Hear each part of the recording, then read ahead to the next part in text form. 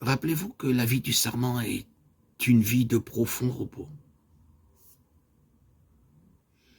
Nous lisons « Je suis le cep et vous êtes les serments. Celui qui demeure en moi et en qui je demeure porte beaucoup de fruits, car sans moi, vous ne pouvez rien faire. » Jean 15, 5.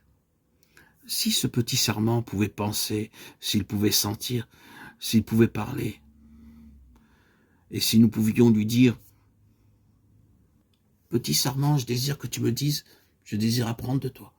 Comment je puis être un serment du divin cep ?» Que répondrait-il? Le petit serment murmurerait « Je sais que vous, les hommes, êtes intelligents et que vous pouvez faire des choses merveilleuses. Je sais que vous possédez une grande force et beaucoup de sagesse. Cependant, j'ai une leçon à vous apprendre. Malgré tous vos efforts et votre activité au service de Christ, vous ne prospérerez jamais. Ce dont vous avez besoin en premier lieu, c'est de vous reposer sur le Seigneur. C'est ce que je fais. Depuis que j'ai poussé, des années se sont passées. Et tout ce que j'ai eu à faire pendant toutes ces années, c'est de me reposer sur le cep. Quand le printemps vient, je n'éprouve aucune anxiété. Le cep verse sa vie en moi, afin que je puisse produire bourgeons et feuilles. Et quand vient l'été, je n'ai aucun souci. Au milieu de la chaleur, le cep m'apporte l'humidité qui me permet de garder ma fraîcheur. Au temps des vendanges, quand le propriétaire vient pour cueillir les grappes, je n'ai aucun souci. Si le raisin n'est pas bon, le propriétaire de la vigne ne blâmera pas les sarments, mais le cep. Si tu désires être un sarment du divin cep, Jésus-Christ, mets en lui ta confiance. C'est lui qui porte toute la responsabilité. Vous dites, cela ne me rendra-t-il pas indolent?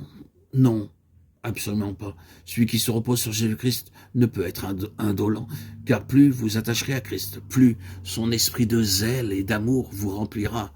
Bien au contraire, vous seriez fortifié, édifié.